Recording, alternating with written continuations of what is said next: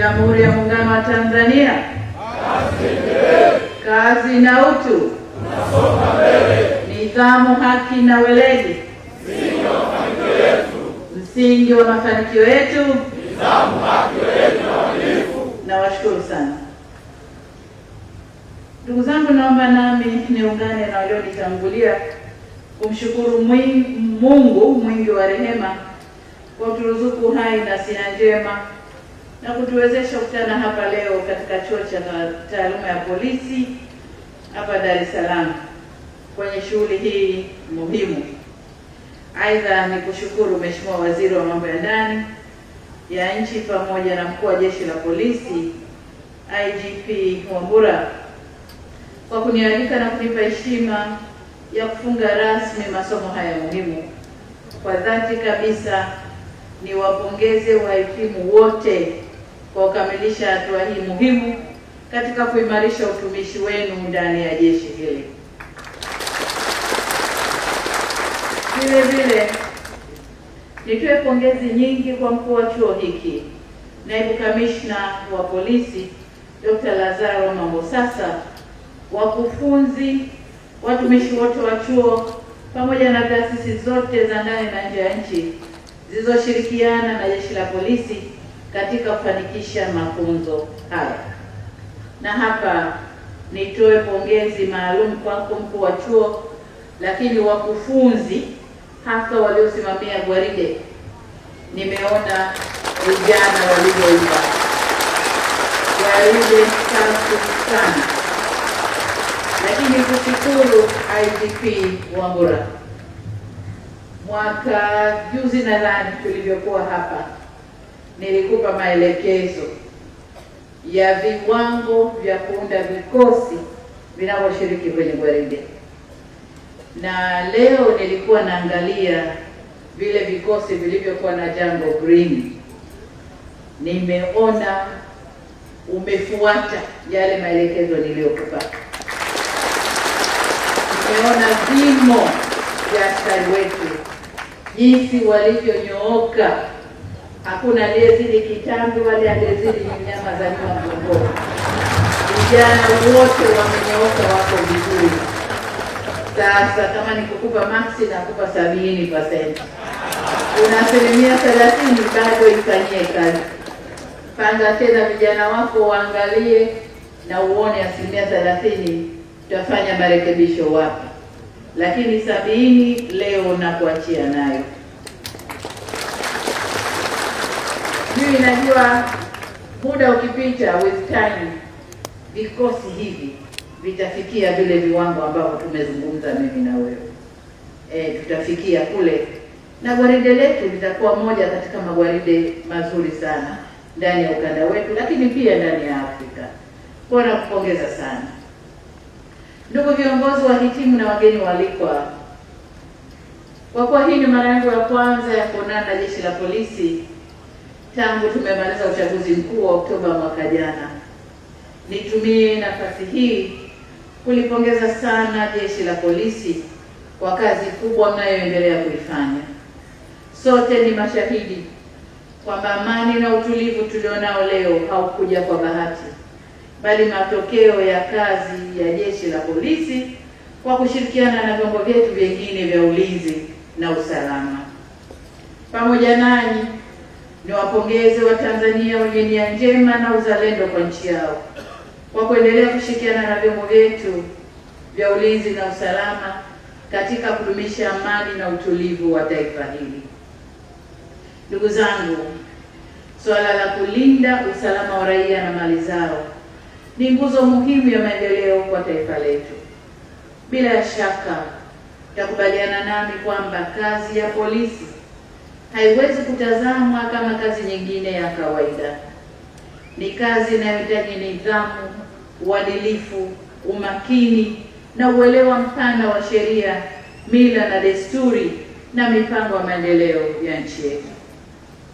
Aidha, ni muhimu pia kuwa na uelewa mpana wa mabadiliko ya kiuchumi na kisiasa, yani World Economic Order and Geopolitics, yanayotokea huko duniani. Hivyo ni matumaini yangu kwamba mafunzo yaliyotolewa yameangaza maeneo yote hayo na yatawasaidia wahitimu katika kutekeleza majukumu yao kwa ufanisi na kuleta tija kwa taifa letu. Kifungu cha 265(1) cha Katiba ya Jamhuri ya Muungano wa Tanzania kinasema kwamba ulinzi na usalama wa nchi ni jukumu la kila raia wa Tanzania. Uanzishwaji wa polisi jamii ni miongoni mwa nguzo muhimu katika mwelekeo huo.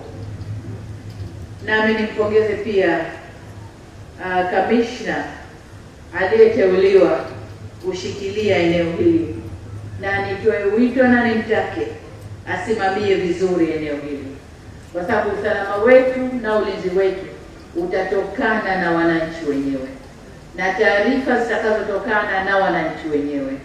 Lakini wananchi wenyewe kwenye maeneo yao, mkiwafundisha vizuri, watalindana wenyewe kwa wenyewe na kutoa taarifa za kihalifu pale zinapotokea. Kwa hiyo nisisitize eneo hili na niseme mfumo huu ukitumika vizuri utasaidia kuimarisha mikakati ya ushirikishwaji wa wananchi katika kulinda amani na usalama wa nchi yetu. Kwa upande mwingine, ukuaji wa teknolojia umebadilisha pia mbinu za kufanya uhalifu. Mabadiliko haya yameendelea kuongeza changamoto za kiulinzi na kiusalama katika maeneo ya mipakani, barabarani, baharini, mitaani na hata kwenye mitandao. Hivyo, Jeshi la Polisi nalo lazima liendelee kufanya tathmini endelevu ya utendaji wake na kubadilisha namna linavyotekeleza majukumu yake kwa lengo la kuongeza ufanisi na ubora ili kukabiliana na changamoto hizo. Nyenzo mojawapo itakayosaidia kuleta ufanisi na tija ni kuendeleza utoaji wa mafunzo katika ngazi na fani mbalimbali ndani ya jeshi letu hili.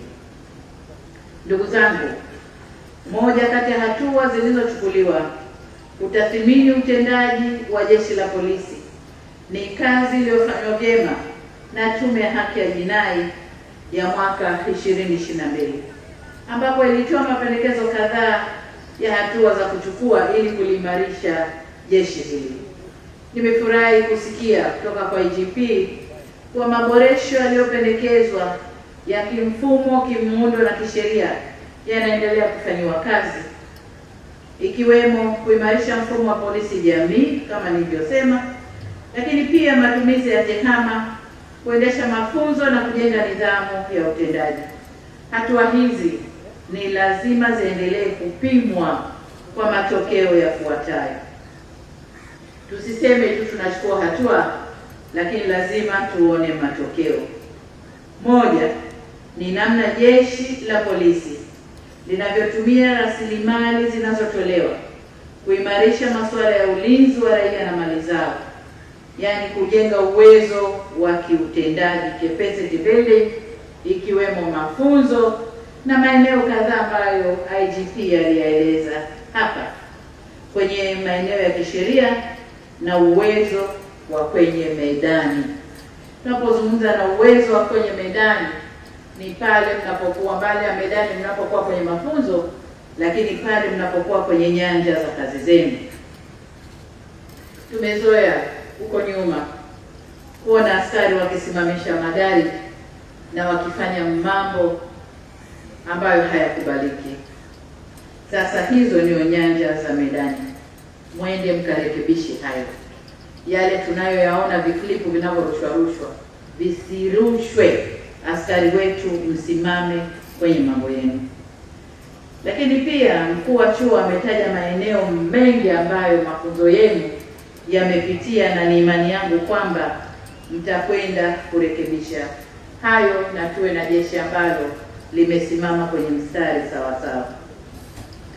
Eneo la pili la matokeo, tuone namna Jeshi la Polisi linavyofuata miiko na kuepuka mambo yanayokatazwa katika kutekeleza kazi zao, na hivyo kuongeza ufanisi na kukuza tija kufikia malengo ya kiutendaji yanayokusudiwa, yaani effectiveness ya Jeshi la Polisi tukaione mule mnamokwenda kufanya kazi, kwenye nyanja zenu za medani.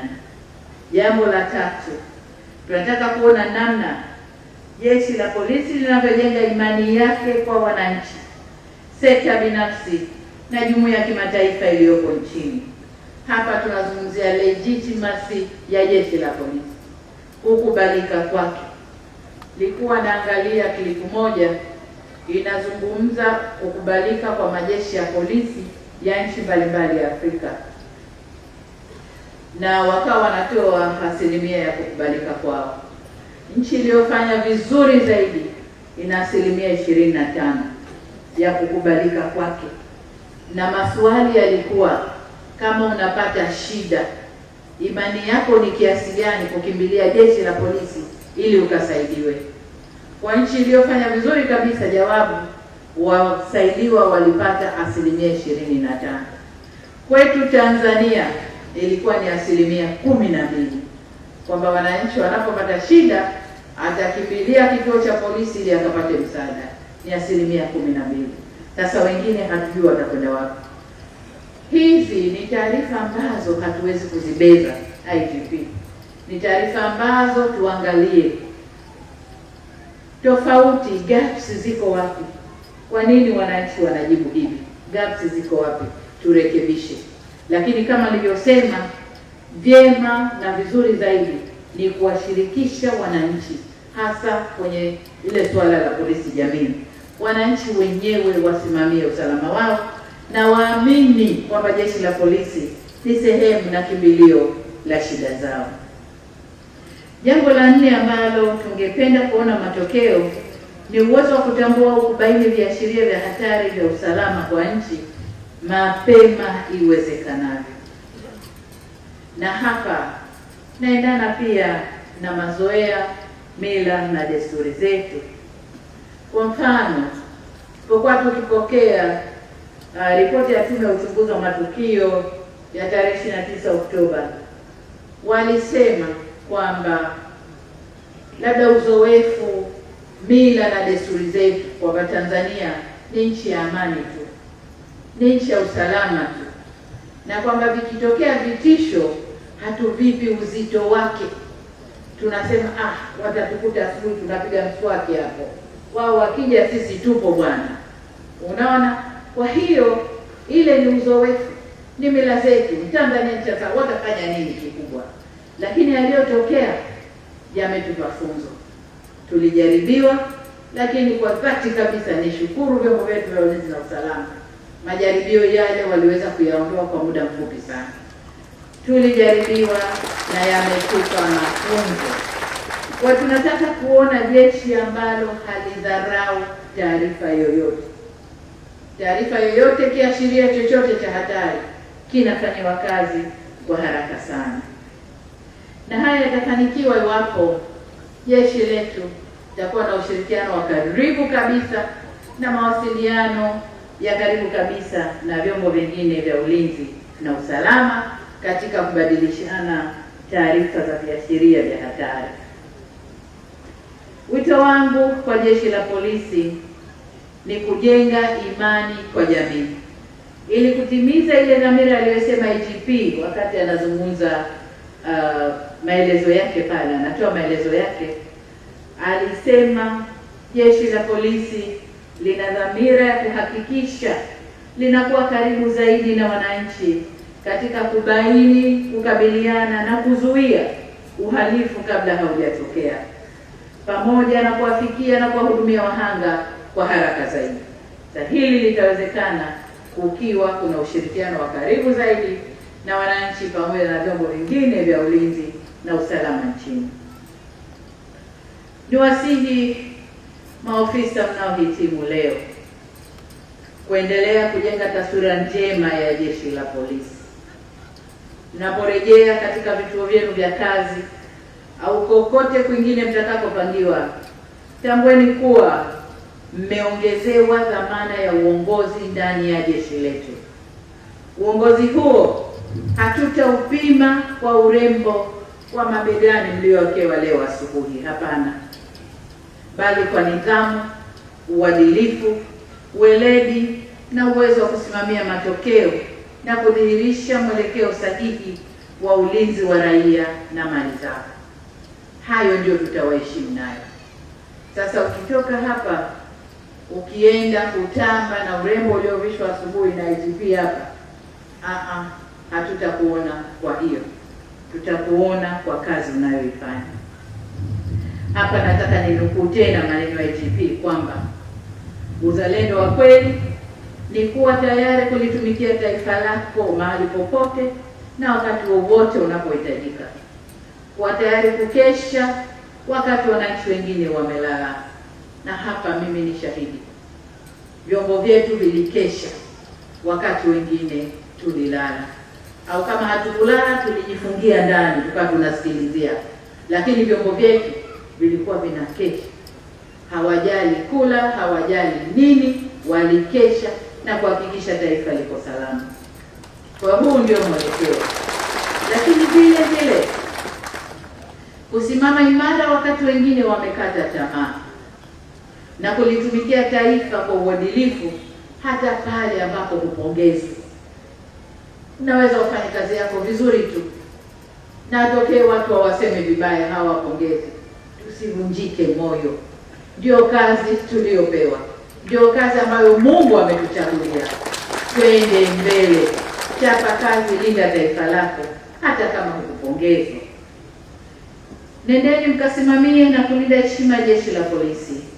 Msiruhusu rushwa, uzembe na matumizi mabaya ya madaraka kuharibu kazi kubwa inayofanywa na jeshi hili. Kama nilivyosema, vyeo mlivyopata leo ni nyenzo ya kuongeza uwajibikaji na si kuongeza umbali kati yenu na askari walio chini yenu au kujenga kiburi kwa wananchi mnaowahudumia.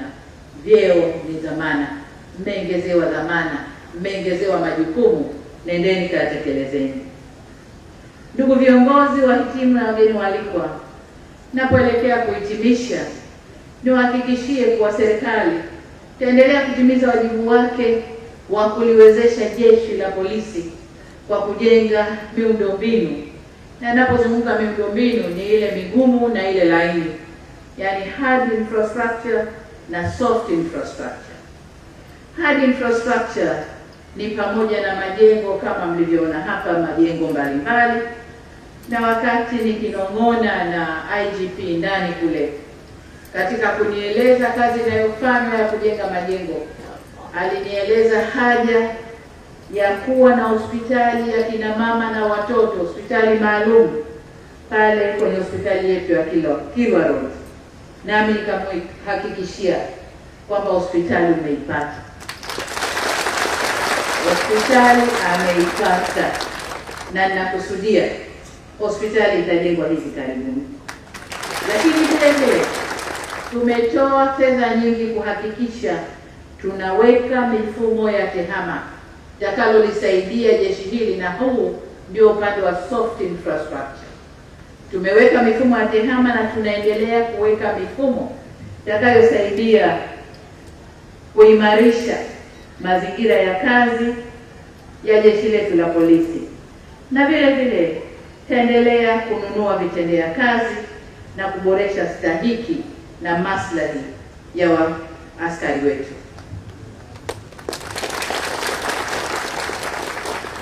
Jengine tutakalokuwa hatutasita kulipatia fedha ili liendelee ni kuhamasisha mafunzo ili kuendelea kujenga viwango vya weledi na uwezo wa askari wetu. Huwezi kumlaumu mtu hafanyi kazi kama humfundishi au humuoneshi namna ya kufanya kazi. Kwa tutaendelea kuongeza nguvu yetu kwenye mafunzo ili kujenga weledi na uwezo wa askari wetu. Nirudie wito wangu ule ule kwamba chuo kisipoe. Baada ya hawa kuwatoa